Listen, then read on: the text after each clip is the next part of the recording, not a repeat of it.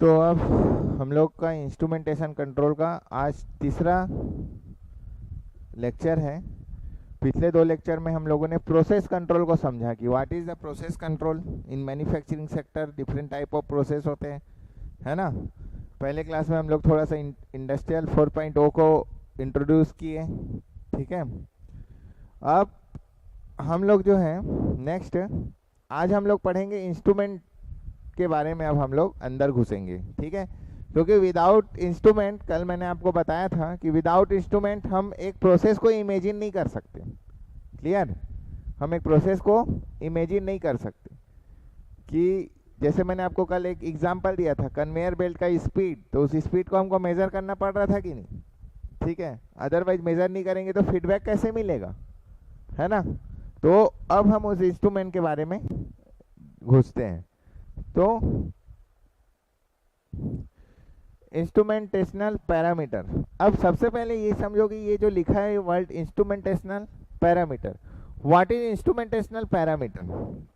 इंस्ट्रूमेंटेशनल parameter क्या होते हैं, एक काम करोगे उसको बंद करो, क्या होगा ये।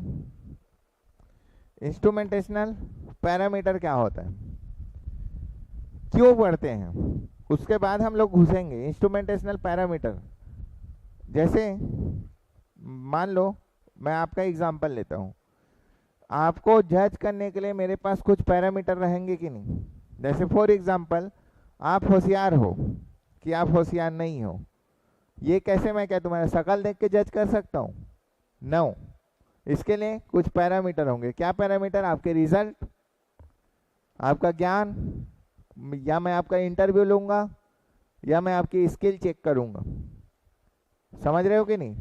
तो वो आपको जज करने के लिए पैरामीटर है। वैसी ही किसी भी इंस्ट्रूमेंट को जज करने के लिए कि भाई ये इंस्ट्रूमेंट एक्सेप्टेबल है मेरे रिक्वायरमेंट के हिसाब से या नहीं, उसी वजह से हमको क्या है, इंस्ट्रूमेंटेशनल पैरामीटर पढ़ने पड़ते हैं। अब मैं किसी इंस्ट्रूमेंट का पैरामीटर पढ़ लिया, फॉर एग्जाम्पल ये आपका एक स्मॉल सेंसर है, ठीक है। ये प्रॉक्सिमिटी सेंसर है। कौन सा सेंसर है? Proximity sensor. अब इस प्रॉक्सिमिटी सेंसर और ये एक और प्रॉक्सिमिटी सेंसर है, समझना, ये एक और प्रॉक्सिमिटी सेंसर है। अब मेरे को ये बताओ, ये प्रॉक्सिमिटी सेंसर है, ये प्रॉक्सिमिटी सेंसर 2 है। अब मैं आपको बोलूँगा कि आपको कौन सा प्रॉक्सिमिटी सेंसर लेना है, तो क्या आप बता पाओगे क्या कि मेरे को 1 लेना है कि 2 लेना है? ऐसी देख के नहीं बता पाओगे। समझ आ रहा है? नहीं बता पाओगे। तो आप क्या करोगे, आप इस प्रॉक्सिमिटी सेंसर का डाटा शीट उठाओगे। क्या उठाओगे? डाटा शीट उठाओगे। सिमिलरली इस प्रॉक्सिमिटी सेंसर का आप क्या करोगे, एक डाटा शीट उठाओगे। तो दोनों प्रॉक्सिमिटी सेंसर का आप जब डाटा शीट उठाओगे तो उस डाटा शीट में आपको क्या देखने मिलेगा, जब इस डाटा शीट को आप ओपन करोगे, इस फाइल को आप ओपन करोगे, तो इस फाइल को जब आप ओपन करोगे तो आपको इस डाटा शीट के अंदर एक चीज़ देखने मिलेगा जिसको हम लोग क्या बोलते हैं, इंस्ट्रूमेंटेशन या इंस्ट्रूमेंट पैरामीटर। समझ आया? तो इस इंस्ट्रूमेंट का पैरामीटर को हम देख के हम डिसाइड करेंगे कि हमको 1 वाला सेंसर हमारा रिक्वायरमेंट है कि सेकंड नंबर का सेंसर हमारा रिक्वायरमेंट है। समझ आया? तो इस डाटा शीट को समझने के लिए, मेरे को क्या करना पड़ेगा, मेरे को इस इंस्ट्रूमेंटेशनल पैरामीटर को समझना पड़ेगा।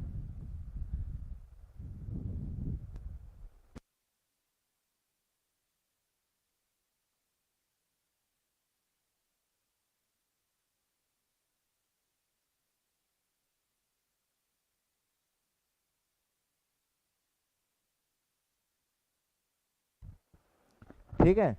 तो मेरे को इस इंस्ट्रूमेंटेशनल पैरामीटर को समझोगे, ठीक है। तो अब उस पैरामीटर की बात करता हूँ जो आपको इस डाटा शीट में देखने मिलेगा। तो जैसे जैसे हम सेंसर पढ़ेंगे आगे, तो आपको ये सब पैरामीटर हर बार मैं दिखाऊंगा, आपको याद हो जाएगा, ठीक है। तो सबसे पहला पैरामीटर हम लोग पढ़ते हैं जिसको हम लोग क्या बोलते हैं, accuracy. What is accuracy? What is accuracy? Simple example समझो, सिंपल एग्जांपल। मैंने आपको बोला पर्सन 1 को कि भाई ये एक टंकी है, ये एक टंकी है, इस टंकी में कितना लीटर पानी है आप मेरे को मेज़र करके बताओ, ठीक है। आप मेरे को मेज़र करके बताओ कि कितना इसमें वाटर है। तो एक पर्सन आया, उसने बोला इसका जो भी मेजरमेंट जैसे भी उसने यूज़ किया होगा, तो इसने रिजल्ट दिया, इसने क्या रिजल्ट दिया कि 10 लीटर वाटर है, 10 लीटर वाटर है। अब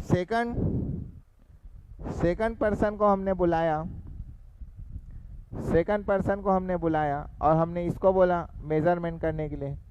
इसने बोला 9.5 लीटर वाटर इसमें अवेलेबल है, ठीक है। 9.5 लीटर वाटर अवेलेबल है और इसका खुद का एक साइज है, इसका खुद एक स्टैंडर्ड साइज है, समझना, खुद एक स्टैंडर्ड साइज है जिसमें मार्किंग हुआ है, जिसमें क्या हुआ है, मार्किंग हुआ है कि ये जो है वो कंप्लीट आपका 20 लीटर का है। यहाँ पहुंचा तो वो सॉरी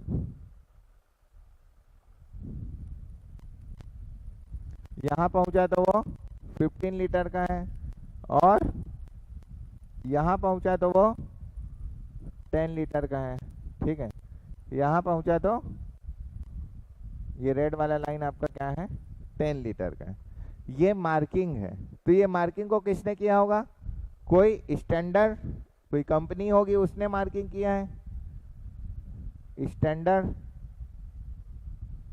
इस स्टैंडर्ड को क्या किया, इस स्टैंडर्ड को किसी कंपनी ने डिसाइड किया।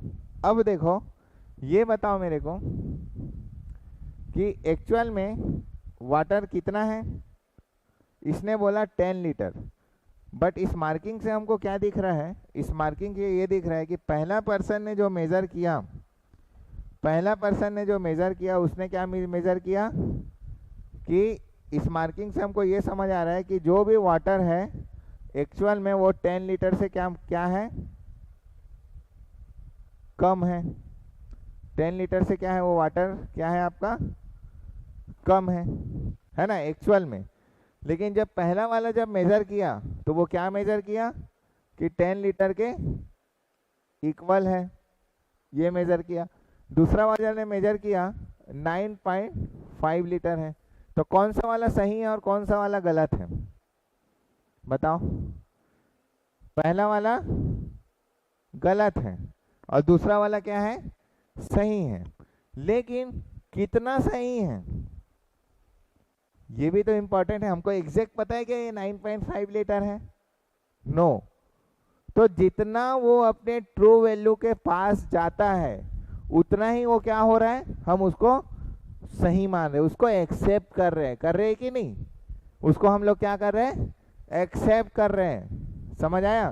तो जितना वो अपने ट्रू वैल्यू के पास जाते जा रहा है उतना ही हम उसको एक्सेप्ट कर रहे हैं और उतना ही हम उसको क्या बोलेंगे कि उतना ही एक्यूरेट रिजल्ट है, ये उतनी ही इसकी एक्यूरेसी अच्छी है। समझ आया मैं क्या समझाने की कोशिश कर रहा हूँ। तो एक्यूरेसी को आपने कैसे डिफाइन किया, एक्यूरेसी को आपने इस दोनों का डिफरेंस निकाला ना, कि भाई मान लो एग्जैक्ट वाटर आपका क्या है, मान लेता हूँ एग्जैक्ट वाटर आपका 9 लीटर है, एक एग्जांपल, एग्जैक्ट वाटर क्या है 9 लीटर। तो पहला वाला जो पर्सन मेजर किया उसने 10 लीटर मेजर किया, तो 9 लीटर आपका, तो 10 minus 9 is equal to 1 litre का क्या हुआ आपका, एरर आया। सिमिलरली जो दूसरा वाला पर्सन था उसने कितना मेजर किया, 10 माइनस 9.5 लीटर। तो कितना का आया? 0.5 लीटर का आया। तो आप बताओ ज़्यादा एक्यूरेट दूसरा है कि पहला? दूसरा वाला क्या है आपका? मोर एक्यूरेट है। दूसरा वाला की जो एक्यूरेसी है वो अच्छी है एज कंपेयर पहले वाले पर्सन की एक्यूरेसी से। समझ आया कि नहीं? तो आप एक्सेप्टेबल किसको करोगे? इसको।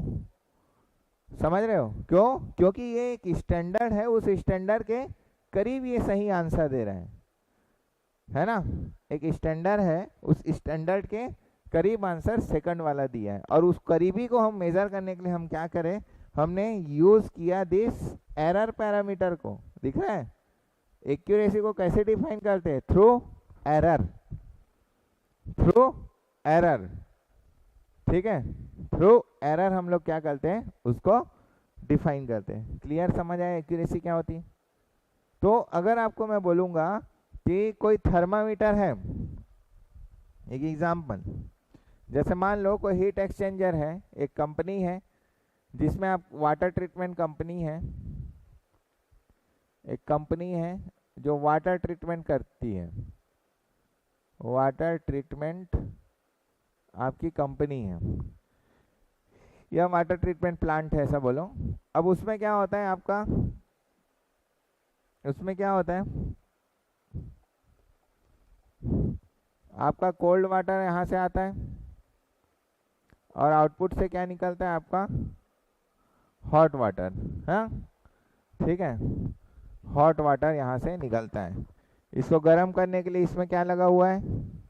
इसको गर्म करने के लिए इसमें कॉइल लगे हुए हैं, कुछ इस तरीके से समझो, ठीक है? और यहाँ से क्या होता है आपका? आउटपुट है, आउटपुट है। यहाँ पास एक वॉल लगा हुआ है, वॉल का ऐसा वॉल्व, ये वॉल्व लगा हुआ है, ठीक है? अब यहाँ से निकलता है आपका हॉट वाटर, यहाँ से इनपुट पे जाता है आपका कोल्ड वाटर, ठीक है? समझो, ये पूरा प्लांट के बारे में नहीं बताया हूँ, एक उसका सेक्शन को समझा रहा हूँ। अब इसमें आ गया आपका पानी। अब ये पानी हीटर के पास पहुँचता है, तो हीटर क्या करता है? इस पानी को गर्म करता है ना? अब मेरे को इस पानी को एक्चुअल में कितना गर्म करना है? फॉर एग्जांपल मेरे को 60 डिग्री सेंटीग्रेड तक इसको गर्म करके बाहर निकालना है, ये मेरा क्राइटेरिया है ना? ये मेरा क्राइटेरिया। तो इस 60 डिग्री को वो करने के लिए मेरे को मेज़र करने के लिए क्या करना पड़ेगा? यहाँ पर से कोई सेंसर लगाना पड़ेगा, ठीक है? तो मान लो मैं एक सेंसर का नाम लेता हूँ जो टेम्परेचर मेज़र करता है, जो टेम्परेचर मेज़र करता है। तो एक सेंसर का लगाया मैं यहाँ पर, जिसको मैं क्या बोलूँगा? जिसको मैं बोलूँगा थर्मोकपल।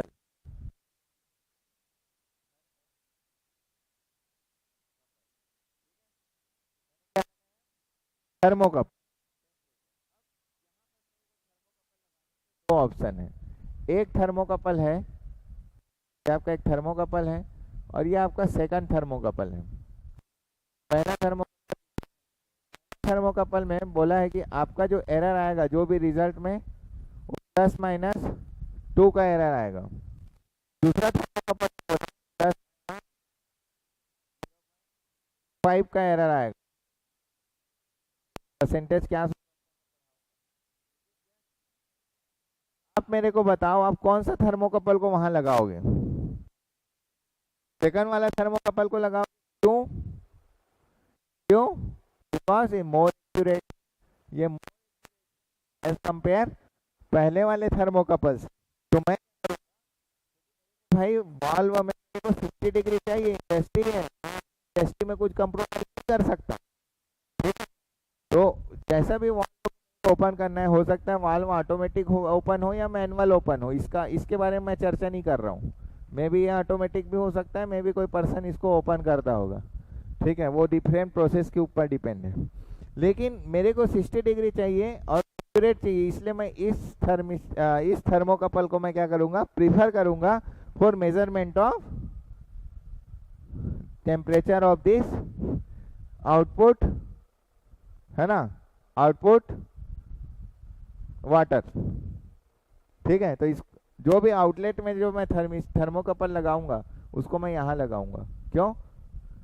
क्योंकि ये इस वाटर को ये निकलेगा तो ये मेजर करेगा भाई कि हाँ यहाँ अब 60 डिग्री हो गया है, वाल्व को खोल देना चाहिए, तब वाल्व वहाँ 60 डिग्री नहीं हुआ तो वापस। तो एक्यूरेसी इंपॉर्टेंट है कि नहीं? तो कम एरर होगा उतना ही सिस्टम क्या होगा आपका, ज़्यादा एक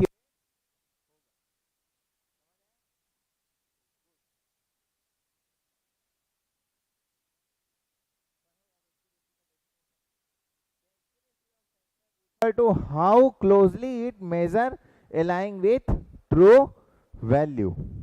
समझ आया? कितना क्लोज मेजरमेंट करते हैं ट्रू वैल्यू के करीब। अब आपके दिमाग में एक चीज आना चाहिए, क्या? What is a true value? What, ये भी तो आना चाहिए ना, कौन मेजर करता है ट्रू वैल्यू को? क्योंकि हर चीज में तो एरर है, हमको ट्रू वैल्यू कौन बताएगा? आप जब सामान लेने जाते हो 10 केजी का वो उसने चावल मेजर किया और वहां पर लिखा जाता है 10 केजी, तो आप मान लेते हो, ठीक है? क्यों? क्योंकि आप एक्सेप्ट करते हो कि जो वो वेट मेजरमेंट का वो है वो मेरे लिए ट्रू वैल्यू है। बट एक्चुअल में उस 10 केजी को कौन मेजर करके भेजा है कि भाई वो जो 10 केजी मेजर करेगा ये इक्विपमेंट वो ट्रू वैल्यू है? भाई उसमें भी तो एरर होगा, होगा कि नहीं? होगा ना एरर। तो यदि एरर, अगर वो 10 केजी की जगह में 9 केजी मेजर करता है तो दुकानदार का फायदा, अगर वो 10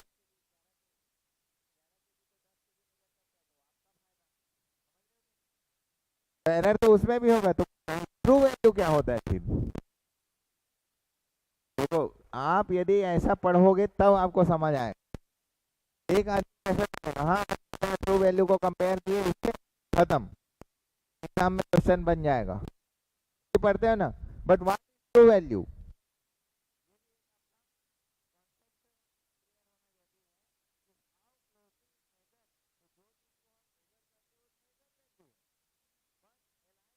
ट्रू वैल्यू, तो what is the true value? हर चीज को तो मेजर करके ही तो ट्रू, समझ रहे हो? तो जैसे इस इसमें मैंने क्या बोला, यहाँ पर एक स्टैंडर्ड कंपनी है जो ट्रू वैल्यू को डिफाइन की है ना? तो उसी तरीके से आपका क्या होता है, ट्रू वैल्यू को डिफाइन करने के लिए, ट्रू वैल्यू को डिफाइन करने के लिए क्या होता है, यहाँ देखो, ट्रू वैल्यू को standard are obtain from national institute of standard and technology. याद रखना, ठीक है? National institute of standard and technology जो होता है वो ट्रू वैल्यू आपको मेजर करके देता है, ठीक है? और उससे आप कंपैरिजन करके आप किसी भी सेंसर्स का क्या करते हो, डिफाइन करते हो कि हाउ मच ये सेंसर मेरा एक्यूरेट है। समझ आया? क्लियर हुआ है ना? तो ये डिफाइन करता है आपका ट्रू वैल्यू। कॉन्सेप्ट क्लियर हुआ?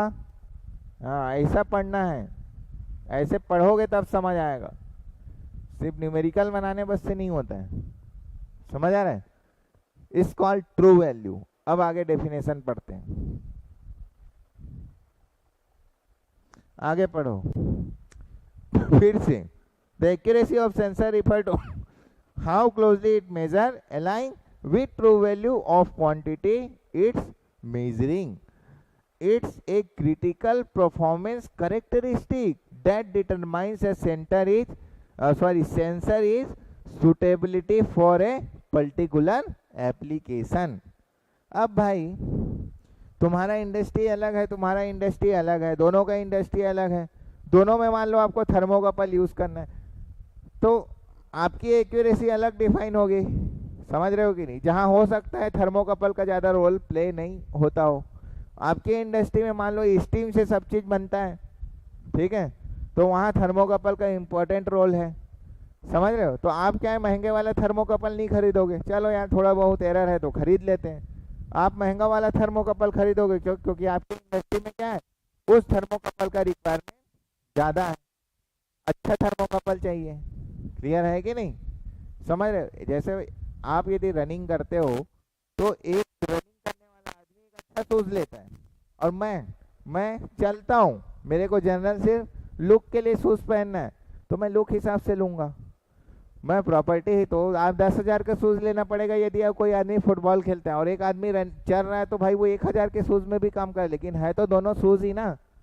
समझ रहे हो कि नहीं? इसी तरीके से सेंसर्स भी है, जिसकी एक्यूरेसी ज़्यादा है, जिसकी एक्यूरेसी कम है, और डिपेंड करता है कि आप किस एप्लीकेशन में आप यूज़ कर रहे हो। अब आपको ज़रूरत ही नहीं है और आप उठा लिए 10,000 का थर्मोकपल, हाईली एक्यूरेट, तो इट्स नॉट डिजायरेबल। तो यहाँ पर इसलिए लिखा है फॉर पर्टिकुलर एप्लीकेशन, उस हिसाब से हम उसका परफॉर्मेंस कैरेक्टरिस्टिक डिफाइन करते हैं।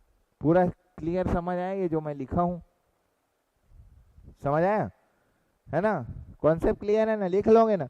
सेम टू सेम नहीं लिखना है, अपने वर्ड में लिखना है कि व्हाट इज एक्यूरेसी। ठीक है, अब आप देखो, अब आप समझो।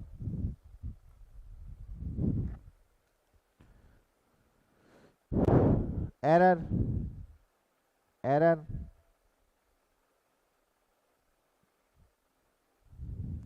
एरर इज इक्वल टू क्या होगा? True value minus minus measure value. अभी इसको मॉड में ले लो, true value minus measure value. ठीक है, ट्रू वैल्यू से हम लोग कंपेयर करेंगे मेजर वैल्यू का। अब यदि मैं इसको परसेंटेज एरर निकालना है, एक्यूरेसी निकालना है, तो मैं डिवाइड कर दूंगा फुल स्केल डेविएशन जो आपका दिया है, फुल स्केल वैल्यू जो आपका दिया रहेगा, उससे मैं क्या कर दूंगा? डिवाइड कर दूंगा। तो इसका क्या निकल जाएगा? Percentage error. क्यों ऐसा किया मैं पता है? ये जो डेफिनेशन है इसको यूज करते हैं अपन एक्यूरेसी के लिए। तो इससे मेरे को क्या समझ आया कि एक्यूरेसी जो होती है वो with respect to full scale value के रिस्पेक्ट में हम निकालते हैं, फुल स्केल वैल्यू के रिस्पेक्ट में निकालते हैं। जैसे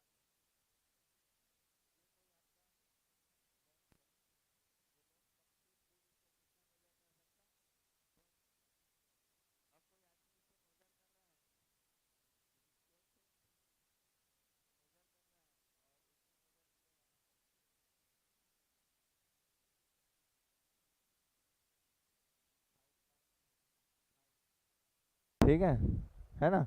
अब मान लो एक्चुअल वैल्यू हो सकता है 5, मान लो एक्चुअल वैल्यू क्या हो सकता है? 5। तो 5, एक्चुअल वैल्यू 5 है, 5 माइनस मेजर वैल्यू कितनी है? 5.5 डिवाइड बाय 10। तो ये परसेंटेज एरर दिखाएगा और ये बताएगा कि कितना वो सिस्टम आपका एक्यूरेट है कि नहीं। क्लियर? ठीक है, एक एग्जांपल भी करेंगे तो और क्लियर हो जाएगा। ये है आपका हीट एक्सचेंजर प्रोसेस, जिसको मैं आपको समझाया।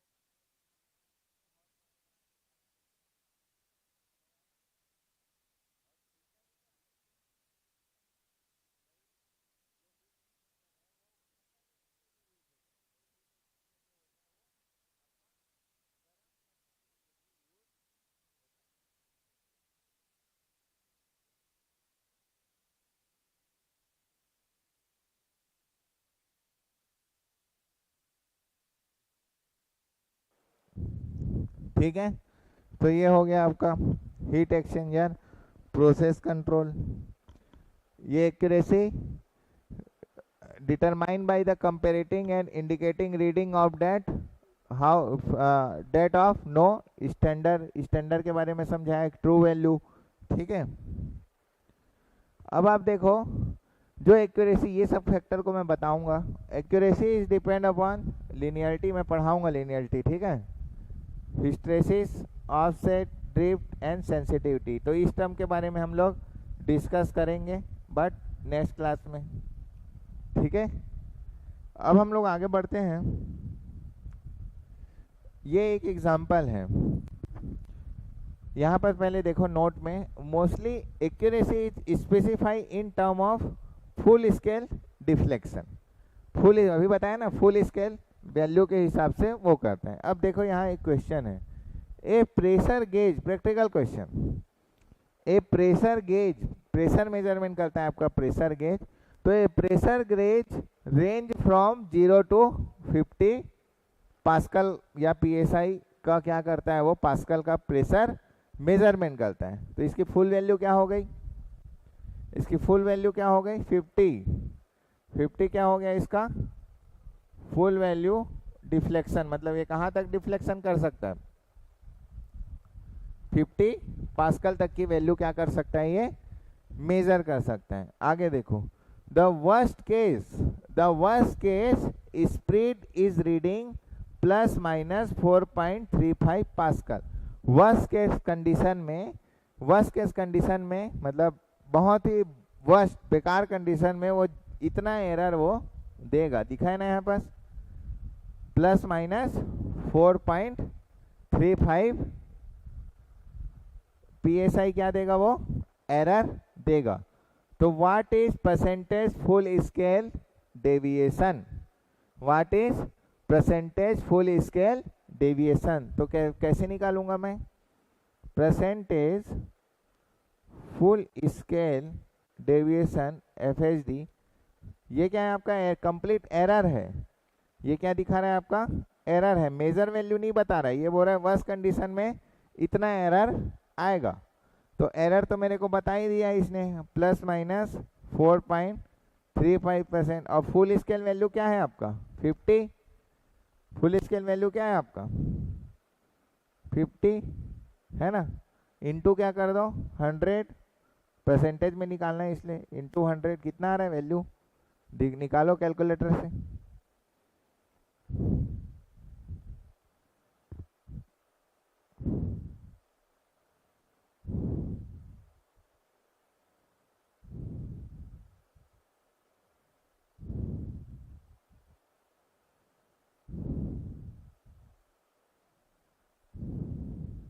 निकालो जल्दी,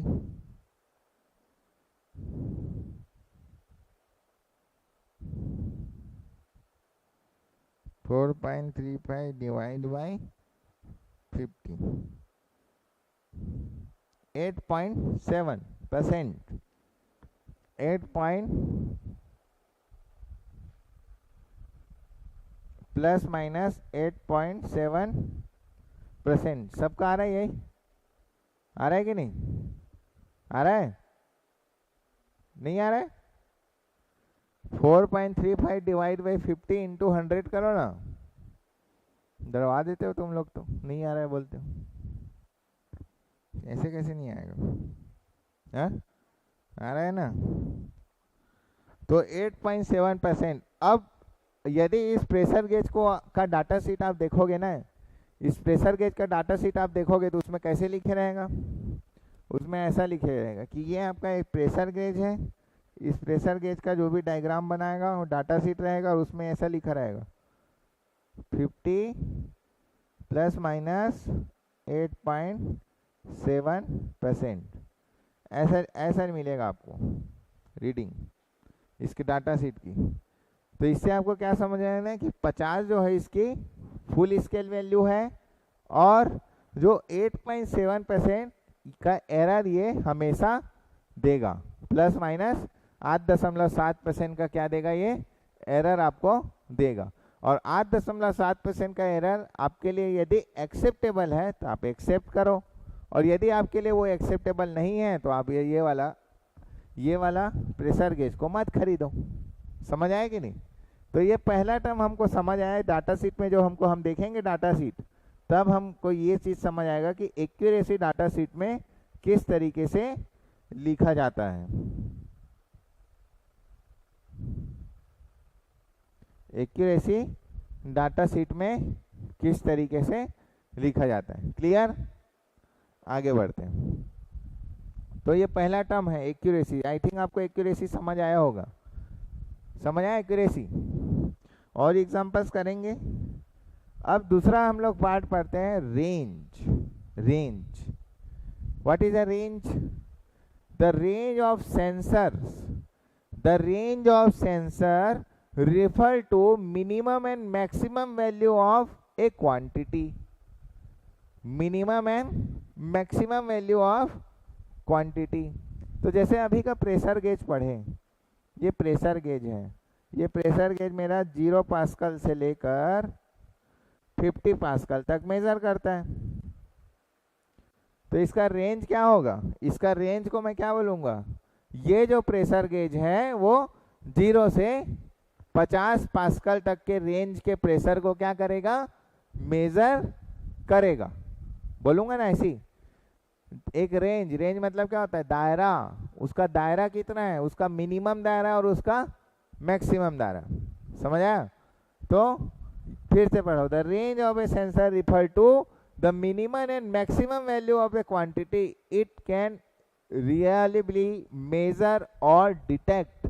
मतलब ये उस वैल्यू को उसके बिटवीन आने वाली वैल्यू को क्या कर सकता है? मेजर कर सकता है और डिटेक्ट कर सकता है। Next, think of its at operational limit within which the sensor is design to work accurately. मतलब एक सेंसर को हम डिजाइन करते हैं, जैसे ये प्रेशर गेज है जो प्रेशर को मेजर करता है, ये भी एक सेंसर है, प्रेशर को मेजर करता है। तो 0 से 50 पास्कल तक का प्रेशर को ये सही तरीके से मेजर करेगा। जैसे ही मैं इसमें 60 पास्कल का प्रेशर लगाऊंगा तो क्या हो जाएगा? ये सही तरीके से काम नहीं करेगा, ये एक्यूरेट रिजल्ट नहीं देगा। तो हमारे लिए वो डिजायरेबल है, हमारे लिए वो डिजायरेबल कंडीशन नहीं है। समझ आया? क्लियर हुआ? रेंज समझ आया? What is range? अगर आपको क्वेश्चन पूछे व्हाट इज रेंज, रेंज क्या है? Range is nothing but a limit of minimum limit and maximum limit of any sensor, है ना? समझ आ रहा है? Range is nothing but minimum and maximum value of a quantity that can be easily measure और detect by a sensor. ठीक है, किसी भी सेंसर के द्वारा हम उसको इजीली क्या कर सकते हैं? डिटेक्ट कर सकते हैं, उसको इजीली क्या कर सकते हैं? हम मेजर कर सकते हैं। It's called range of a sensor. Clear हुआ? ठीक है। नेक्स्ट, केस स्टडी पढ़ते हैं। Case study, what is case study? क्या होता है? जब मैं आपको एक गोल दूंगा, उस गोल को समझो। What is goal? पहले पढ़ो। An industry heat exchanger used to heat incoming cold water for a water treatment process.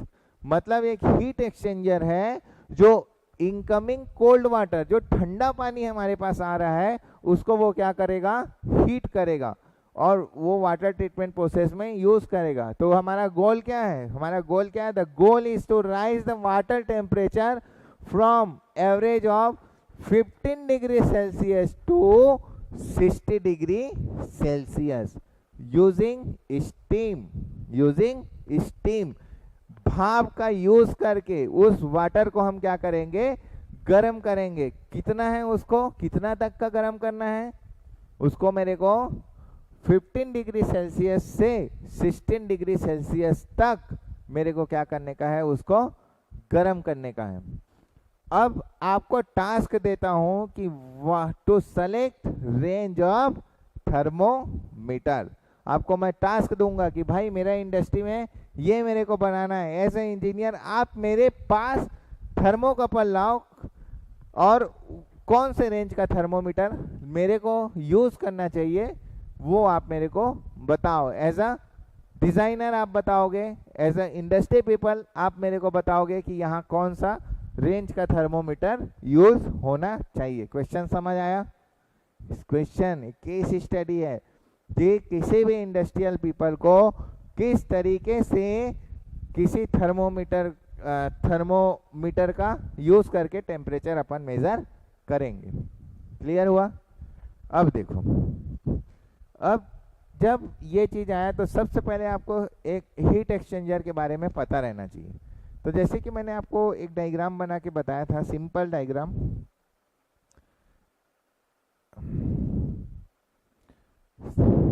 चलो इसको देख लो, बनाने की जरूरत नहीं है। ये है आपका हीट एक्सचेंजर का प्रोसेस कंट्रोल पूरा, ठीक है, कोई इंडस्ट्री में यूज होगा। अब इस चीज को यदि आपको समझना है, आप मेरे को बताओ, आपको सिंबल पढ़ने की जरूरत है कि नहीं है? आपको सिंबल पढ़ने की जरूरत है कि नहीं है? है ना? तो इस यूनिट में मैं आपको सिंबल भी पढ़ाऊंगा। अब आप देखो, इस चीज को समझो कि हीट एक्सचेंजर है, ये हीट एक्सचेंजर है। यहाँ देखो क्या लिखा हुआ है, hot water output, hot water output. तो इस वाल्व से क्या निकलेगा मेरा, यहाँ से क्या निकलेगा, हॉट वाटर।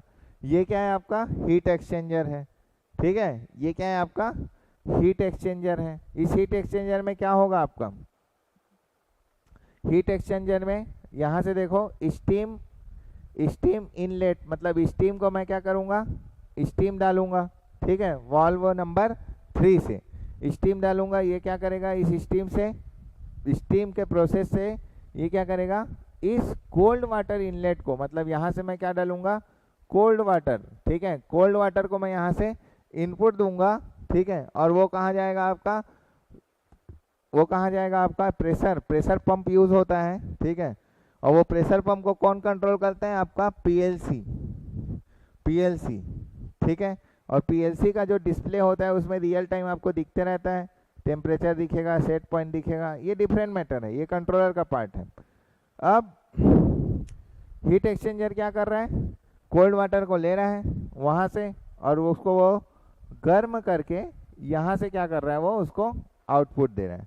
कितना गर्म करना है हमारे एग्जांपल के हिसाब से, आउटपुट में 60 डिग्री सेल्सियस मेरे को आउटपुट चाहिए। यहाँ पर क्या चाहिए मेरे को, 60 डिग्री सेल्सियस से लेकर, सॉरी 15 डिग्री सेल्सियस से लेकर 60 डिग्री सेल्सियस तक का आउटपुट मेरे को चाहिए। तो पहला एक ऐसा थर्मोकपल लगेगा जो इस रेंज को मेजर करे। अब दूसरा क्या है, यहाँ पर भी तो थर्मोकपल लगाना पड़ेगा ना कि कितना ठंडा वाटर अंदर आ रहा है, ये भी तो है मैटर। तो हमको यहाँ का टेम्परेचर भी पता रहना चले, तभी तो भाई उस हिसाब से ये कंट्रोलर कंट्रोल करेगा कि इतना ठंडा पानी आया है तो उस हिसाब से इतना स्टीम का जरूरत है, स्टीम की टेम्परेचर इतनी रहनी चाहिए। समझ रहे हो कि नहीं? तो हमको यहाँ भी एक थर्मोकपल लगेगा, यहाँ भी हमको एक क्या लगेगा, एक थर्मोकपल लगेगा जो कोल्ड वाटर को क्या करेगा, मेजर करेगा। दूसरा मतलब हम इसके पर्सपेक्टिव सोचो तो इसको यहाँ का भी टेम्परेचर से इनपुट मिलना चाहिए, वहाँ के थर्मोकपल से भी इसको क्या मिलेगा, इनपुट मिलेगा इस कंट्रोलर को। सेकंड है, अब ये जब स्टीम भेजेगा, ये जब इसको इस हीट एक्सचेंजर को क्या करेगा, जब इस हीट एक्सचेंजर को यहाँ से स्टीम भेजेगा, ठीक है, जब ये स्टीम को के लिए वाल्व को ओपन करेगा तो इस स्टीम का भी तो टेम्परेचर पता रहना जरूरी है ना, कि कितना गर्म पानी यहाँ पर, कितना ठंडा पानी यहाँ पास आया है, उस हिसाब से मैं यहाँ पास स्टीम सप्लाई करूँ। समझ रहे हो कि नहीं? तो उस हिसाब से वो वाल्व को ओपन करेगा गर्म करके, और देन उस हिसाब से 15 से 60 डिग्री सेल्सियस का लगेगा। तो यहाँ भी तो थर्मोकपल लगेगा। तो सबसे पहला चीज तो आपको ये समझ आया कि भाई मेरे को एक थर्मोकपल नहीं, इस हीट एक्सचेंजर में मिनिमम मेरे को 3 थर्मोकपल तो लगाना ही पड़ेगा to control this process of heat exchanger. समझ आया? हीट एक्सचेंजर के प्रोसेस को कंट्रोल करने के लिए मिनिमम मेरे को 3 थर्मोकपल यहाँ पर लगाना पड़ेगा। एक थर्मोकपल मेरा होगा आउटपुट वाल्व में, एक थर्मोकपल होगा मेरा इनपुट वाल्व में, ठीक है। इसको इनपुट वाल्व को मैं V1 मान लेता हूँ, आउटपुट वाल्व को मैं V2 मान लेता हूँ, और तीसरा जो वाल्व है जो स्टीम इनपुट देगा V3 वाल्व के पास, ठीक है, जो स्टीम के टेम्परेचर को वो करेगा। इस तरीके से इस हीट एक्सचेंजर का प्रोसेस हमारा ऑटोमेटेड कंप्लीट होगा, और उसको कंप्लीट करने में इस कंट्रोलर पीएलसी का हम क्या करेंगे, यूज करेंगे। क्लियर हुआ, समझ आया कि नहीं? ठीक है, चलो तो केस स्टडी समझ आया। तो पहला चीज तो मेरे को ये समझ आया कि टोटल नंबर ऑफ थर्मोकपल कितने रहेंगे, मिनिमम 3 थर्मोकपल हम लोग क्या करेंगे, यूज करेंगे। तो अब सबसे पहले हम एक चीज और देखते हैं, ये पहला चीज पता चला, फैक्टर इन्फ्लुएंसिंग थर्मोमीटर रेंज। अब हमारा मेन टारगेट टास्क क्या मिला है कि जो थर्मोकपल लोगे उसका रेंज क्या रहेगा, है ना, उसका रेंज क्या रहेगा। तो हम सबसे पहले देखते हैं कि वो रेंज को इन्फ्लुएंस कौन कौन सा पैरामीटर करेगा, मतलब उस रेंज को सेलेक्ट करने के पहले क्या क्या चीज से टेम्परेचर प्रभावित होता है, और क्या उस टेम्परेचर का इफेक्ट को कैसे हम मिनिमाइज करके उस अदर इफेक्ट्स को मिनिमाइज करते हुए हम कैसे प्रोसेस को सही तरीके से एग्जीक्यूट करेंगे, इस चीज को हम देखते हैं।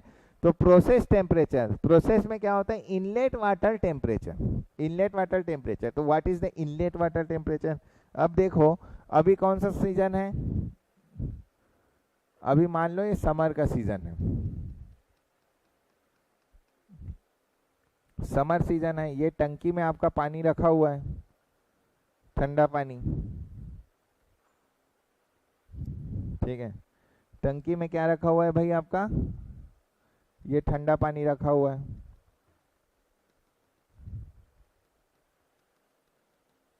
अब इसको क्या करना है मेरे को, इसको क्या करना है मेरे को, सप्लाई करना है इस साइड हीट एक्सचेंजर में।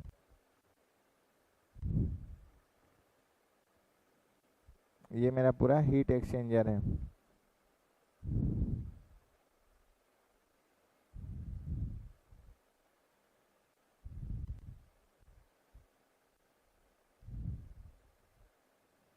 ठीक है।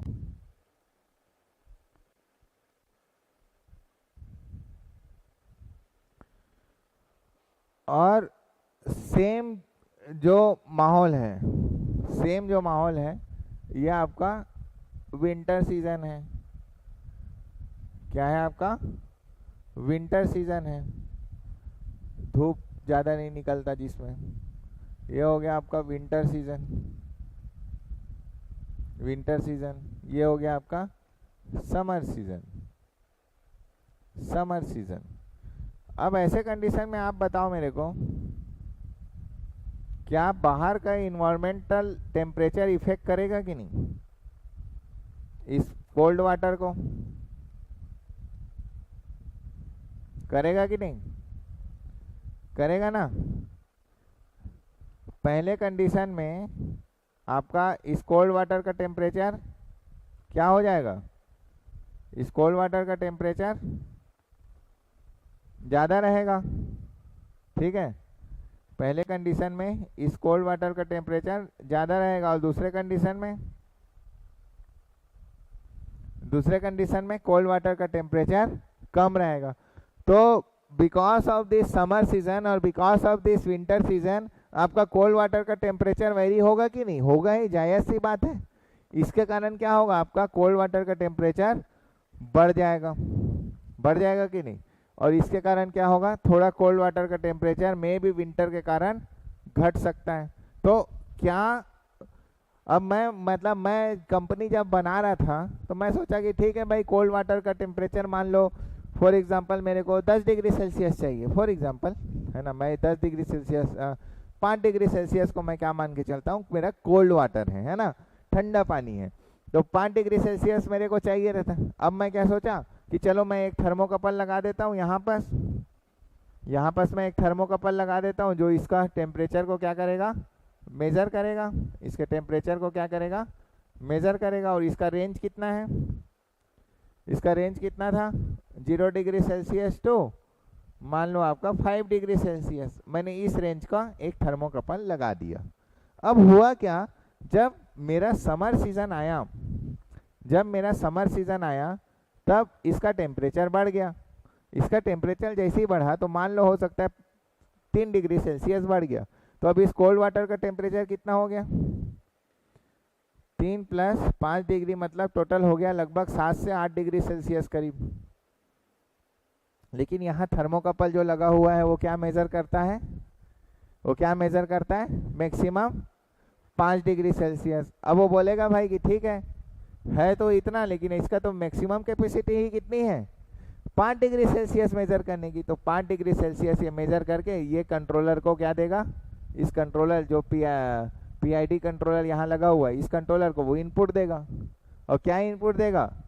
उसकी मैक्सिमम कैपेसिटी 5 डिग्री सेल्सियस तक। तो गलत रीडिंग है कि नहीं? क्यों गलत रीडिंग हुआ? क्योंकि आपने गलत थर्मोकपल लगा दिया, आपने इस इन्वायरमेंटल फैक्टर को कंसीडर नहीं किया। समझ आ रहा है? तो रेंज सेलेक्ट करने टाइम, जब आप किसी भी सेंसर्स का रेंज जब आप सेलेक्ट करते हो, it is the more important factor. And at that time आपको क्या करना है?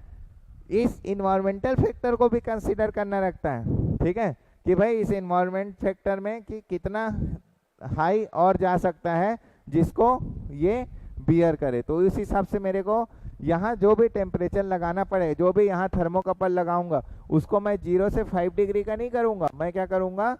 0 डिग्री टू 10 डिग्री सेल्सियस। क्यों 10 डिग्री सेल्सियस? कि दिस इन्वायरमेंटल फैक्टर के कारण जो अप डाउन होता है टेम्परेचर में, उसको भी वो सेंस करके इस पीआईडी कंट्रोलर को क्या कर ले?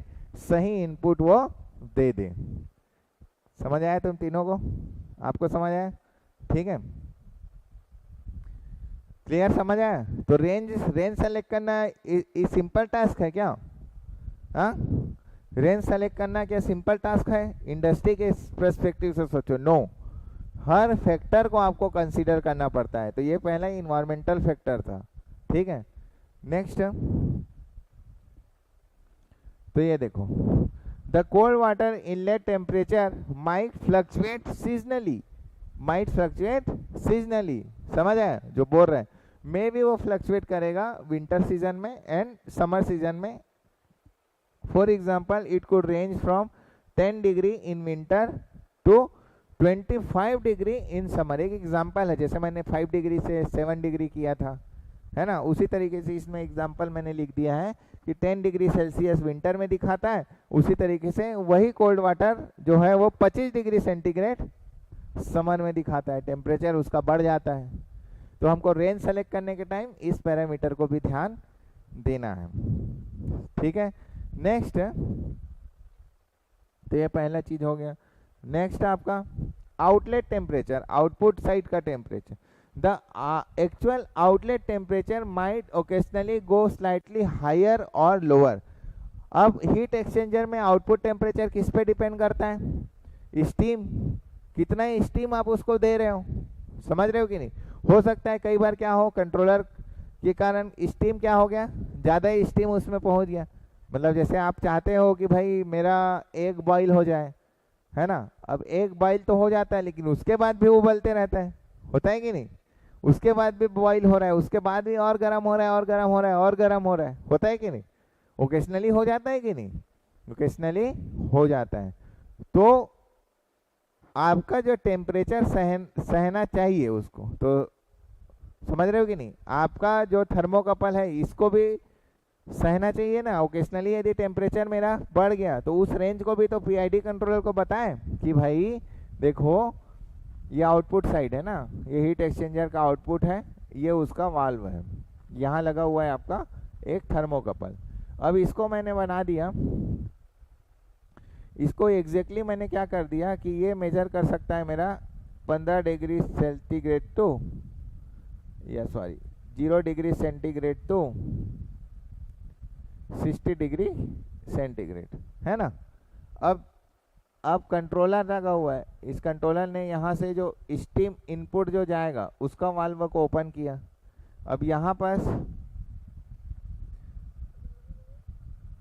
पर जो वाटर है वो गर्म होने चालू किया। अब स्टीम इनपुट ज़्यादा चले गया, इसलिए ये जो गर्म हुआ है ना, ये जो वाटर गर्म हुआ वो पहुंच गया आपका 70 डिग्री सेंटीग्रेड। समझ रहे हो कि नहीं? तो भाई इस कंट्रोलर को पता चलना चाहिए कि नहीं कि भाई एरर आ गया सिस्टम में, 70 डिग्री सेंटीग्रेड पहुंच गया, इसको 60 पहुंचाओ, पता चलना चाहिए कि नहीं? हाँ, अगर मैं 60 डिग्री तक का ही रख दिया तो इसको तो मैक्सिमम इनपुट कितना मिलेगा, 16 डिग्री। तो कंट्रोलर तो बोलेगा हाँ अच्छी बात है भाई, मेरा तो 16 डिग्री सेंसर। तो कंट्रोलर की गलती है कि सेंसर की गलती है? ना कंट्रोलर की गलती है ना सेंसर की गलती है, जो आदमी इस सेंसर को चॉइस किया है वो उसकी गलती है, क्योंकि इस सेंसर की मैक्सिमम कैपेसिटी ही 60 डिग्री सेल्सियस मेजरमेंट करने की, आप उससे मेजर करवा रहे हो 70 डिग्री सेल्सियस। समझ रहे? आपने इस ओकेशनली कुछ भी होने वाला जो प्रोसेस है उसको आपने कंसीडर नहीं किया है। तो you have to consider this occasionally process जो ओकेशनली हैपन होता है। समझ रहे हो कि नहीं? तो इसको भी आपको कंसीडर करना जरूरी है। समझ आया? गुड। तो ये दूसरा फैक्टर हो गया। ये क्या हो गया आपका? सेकंड फैक्टर हो गया। तीसरा फैक्टर स्टीम। स्टीम टेम्परेचर, कितना स्टीम हम दे कि हीट एक्सचेंजर, कितना स्टीम हम दे। हीट एक्सचेंजर का कैसे बनता है डायग्राम? Simple block diagram. ये हो गया इनपुट, ये हो गया आपका ये, और ये हो गया आपका आउटपुट। अब इसमें से हम कितना स्टीम इधर डालें, कितना स्टीम इधर डालें कि इसका जो रेंज हो वो 15 डिग्री से 60 डिग्री सेंटीग्रेड में आए, और उतने में ही ये क्या करे, इधर वाटर को क्या करे, डिलीवर करे। समझ रहे हो कि नहीं? स्टीम ही गर्म करने में यूज होता है। समझ आया? कितना हम लोग यूज करें। तो यहाँ पर भी तो मेरे को थर्मोकपल लगाना पड़ेगा कि नहीं? लगाना पड़ेगा ना, तभी तो मैं यहाँ जो स्टीम भेजूंगा, अगर मान लो मेरा यहाँ पहले से मेरा यहाँ पर 35 डिग्री सेल्सियस है, अब इसको मेरे को फॉर एग्जांपल 45 डिग्री सेल्सियस बनाना है। हाँ, इस हॉट वाटर को क्या बनाना है, मेरे को 45 डिग्री सेंटीग्रेड बनाना है। तो मैं कितना ही स्टीम इनपुट दूंगा, ये डिफाइन होना चाहिए ना। तो उस कितना टेम्परेचर का स्टीम मैं इसमें डालूंगा, इसलिए स्टीम का भी टेम्परेचर मेजरमेंट मेरे को करना पड़ता है, तभी तो कंट्रोलर को पता चलेगा। तो बताओ इस हीट एक्सचेंजर में 3 मिनिमम हुए कि नहीं? गुड। इसके बाद मैं क्या करता हूँ, सेफ्टी मार्जिन, जो मैं अभी बताया आपको। सेफ्टी मार्जिन क्या होता है भाई, मेरा सेंसर माल फंक्शन मत करे, है ना। मेरा सेंसर जो है, जो भी टेम्परेचर मैं मेजरमेंट कर रहा हूँ वो माल फंक्शन मत करे। माल फंक्शन मतलब अनवांटेड बिहेवियर, जो हम नहीं चाहते। मतलब 60 डिग्री सेंटीग्रेड वो मेजर कर रहा है तो वो दिखाए 60 डिग्री, 70 डिग्री है तो वो 70 डिग्री। तो कभी भी जब रेंज चॉइस करते हो ना, तब हमेशा 10 से 20 डिग्री 10 से 20% ज़्यादा वैल्यू लेके चलना चाहिए। इसको हम लोग क्या बोलते हैं, सेफ्टी मार्जिन। तो यदि मेरे को 60 डिग्री सेंटीग्रेड मेजर करना है, यदि मेरे को 60 डिग्री सेंटीग्रेड मेजर करना है, तो इसका 20% निकालो, कितना निकलेगा? 6 दूनी 12, 12 डिग्री सेंटीग्रेड मेरे को ज़्यादा मेजरमेंट का लेके चलना पड़ेगा। तो 60 + 12 कितना होगा? 72 डिग्री सेंटीग्रेड तक मेजरमेंट की कैपेसिटी वाला थर्मिस्टर मेरे को क्या करना पड़ेगा, या थर्मोकपल मेरे को क्या करना पड़ेगा, यूज करना पड़ेगा। क्लियर? समझ आ रहा है ना। इसलिए मैं सेफ्टी मार्जिन लेके चलता हूँ 10 से 20%। ठीक है। अब जितना ज़्यादा आप रेंज बढ़ाओगे उतना तो आपका कॉस्ट तो बढ़ेगा ही बढ़ेगा। जितनी ज़्यादा एक्यूरेसी बढ़ती उतनी ज़्यादा आपकी कॉस्ट बढ़ती। तो ये सब एनालाइज करना जरूरी है कि नहीं इंडस्ट्री में, कि ऐसी बोलोगे कि range is this, maximum value and minimum value, इतना बोले, उसके बाद क्या मैक्सिमम क्या मिनिमम कैसे डिसाइड करते हैं, ये केस स्टडी से आपको समझ आएगा। समझ आ रहा है कि नहीं? ये केस स्टडी से आपको क्या होगा, ये चीज़ क्लियर होगा। नेक्स्ट, थर्मोमीटर का टाइप। अब इसके बारे में आपको अभी इसलिए ज़्यादा नहीं बता रहा हूँ क्योंकि हर थर्मोमीटर क्या क्या होता है, डिफरेंट डिफरेंट रेंज होता है, जिसमें वो प्रॉपर एक्यूरेट क्या करता है, एक लीनियर रीजन में क्या करता है, वो ऑपरेट करता है ना। समझ आया। तो मैं उस हिसाब से मैं जैसे डिफरेंट टाइप्स होते हैं, यहाँ लिखा हुआ है bimetallic type, RTD type, thermocouple type. तो इसमें से कौन सा टाइप का थर्मिस्टर मैं चॉइस करूंगा जो मेरे एप्लीकेशन के लिए क्या हो सुटेबल हो, ठीक है, उस पर भी डिपेंड करता है आपका। समझ आ रहा है कि नहीं, आपके पास पैसा कितना है उस पर भी डिपेंड करता है। आप प्रोजेक्ट बना रहे हो, पता चल रहा है थर्मोकपल यूज कर रहे हो, उसमें आरटीडी में ही काम हो जाना था, 50 रुपए में काम हो जाना था, आप 1000 रुपए का थर्मोकपल ले रहे हो। समझ रहे हो कि नहीं। तो वो सब फैक्टर डिपेंड करता है कि आप उसका यूज कैसे कर रहे हो। रेंज, तो कैसे किसी सिस्टम का रेंज, सिर्फ रेंज चॉइस होगा। तो हमारा जो ऑब्जेक्टिव था उसको फिर से पढ़ लेते हैं।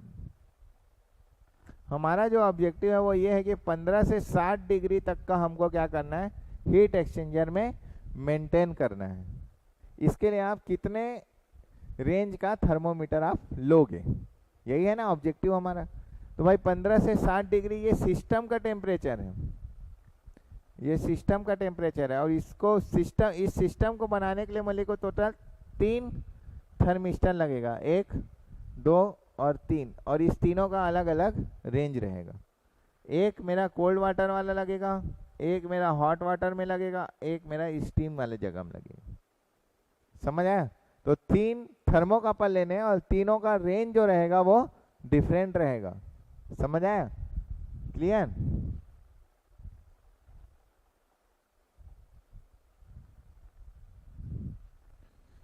तो थर्मोकपल प्लेसमेंट एंड रेंज को मैं समझा दिया।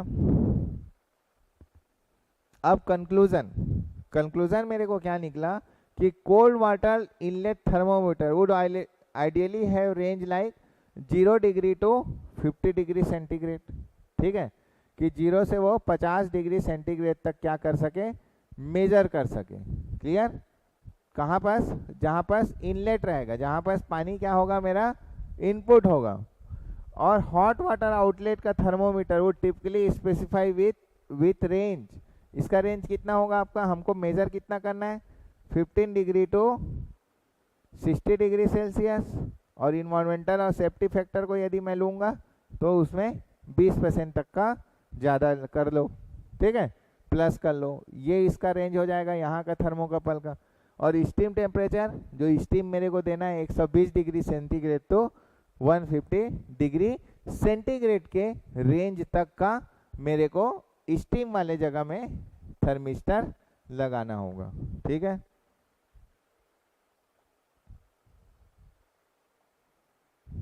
कैसे लगा, समझ आया कि नहीं। हाँ,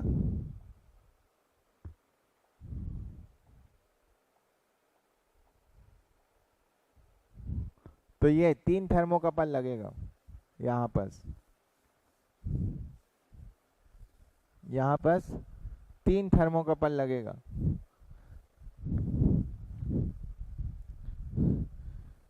हॉट वाटर वहाँ यहाँ पास थर्मोकपल लगेगा, इसको मान लो T2 थर्मोकपल। यहाँ पास एक थर्मोकपल लगेगा T1 थर्मोकपल, और यहाँ पास एक थर्मोकपल लगेगा T3 thermocouple, T1 T2 and T3। तो यहाँ पास थर्मोकपल का जो रेंज रहेगा उसका रेंज रहेगा 0 डिग्री सेंटीग्रेड से 50 डिग्री सेंटीग्रेड तक वो मेजर कर सके। ये थर्मोकपल जो आप लगाओगे इसका जो रेंज रहेगा 120 डिग्री सेंटीग्रेड तो 150 डिग्री सेंटीग्रेड तक का वो लगभग मेजर कर सके। सिमिलरली यहाँ पर जैसे आउटपुट हॉट वाटर है तो इसको हमारा मेजरमेंट, हमारा टास्क था 15 से 60 डिग्री तक का हमको मेंटेन करना है, लेकिन सेफ्टी फैक्टर प्लस माइनस 20% हम लेके चलेंगे। तो लगभग 72 डिग्री सेंटीग्रेड से लेकर मतलब 10% यदि लिए तो 72, इस तरीके से इसका रेंज डिसाइड होगा। आपको रेंज समझ आया कि नहीं, पहले ये बताओ। इस रेंज को समझाने के लिए इतना बड़ा स्टोरी चला। अब वापस हम रेंज पे आते हैं। इस range what is range? The range of sensor refer to minimum and maximum value. अब ये वर्ड समझ आ रहा है कुछ? वैल्यू ऑफ ए क्वांटिटी, अब समझ आ रहा है कैसे डिसाइड होता है रेंज? जितना पढ़ाया हूँ वैसा डिसाइड होता है रेंज। ऐसा नहीं कि कोई भी थर्मोकपल आके उठा के कहीं पर भी ठोक दिए, है ना? ऐसा हो सकता है क्या? नो। आप क्या यहाँ पर लगाओगे, ये वाला थर्मोकपल को यहाँ लगा दो, डिजायरेबल है? काम करेगा? कंट्रोलर गलत काम करेगा, गलत आउटपुट देगा, क्योंकि ये कंट्रोलर में तीनों थर्मोकपल का इनपुट आएगा, T1, T2, T3। तीनों के इनपुट के हिसाब से ये डिसीजन लेगा कि हीट एक्सचेंजर का 15 से 60 डिग्री तक सेल्सियस तक कैसे मैं मेंटेन करूं। समझ रहे हो? वैसा आप लेडर प्रोग्रामिंग करोगे। समझ आ रहा है? ठीक है, तो ये एक प्रोसेस है। इस प्रोसेस को कंट्रोल करने के लिए मैंने सेंसर यूज किया। वो सेंसर का नाम क्या था? थर्मोकपल। और वो थर्मोकपल का रेंज डिसाइड कैसे करते हैं? डिफरेंट फैक्टर से। तो आपने डिजाइन किया कि नहीं? मजा आया केस स्टडी पढ़ने में कि नहीं आया, ये बताओ। तो फाइनल कंक्लूजन आपने केस स्टडी करके ये निकाला। ठीक है, क्लियर? कोई डाउट है? तो आज आपने दो पैरामीटर पढ़े, पहला एक्यूरेसी, दूसरा रेंज। ठीक है, ये दोनों इंपॉर्टेंट फैक्टर है कि नहीं है? ओके, तो आज के लिए इतना ही। Thank you. नेक्स्ट क्लास में हम लोग डिस्कस करेंगे other instrumentational parameter and symbols. जैसे यहाँ पर हमने बनाया ना, देखे ना, उसमें वाल्व का सिंबल था। तो समझ आना चाहिए आपको, प्रोसेस ऐसा दिखेगा। हाँ, जैसे स्काडा होता है, स्काडा में पूरा वैसा दिखता है, तो उसके सिंबल यूज होते हैं। ठीक है, तो वैसे डिफरेंट डिफरेंट बेसिक सिंबल्स के बारे में हम लोग पढ़ेंगे। क्लियर? ठीक, थैंक यू।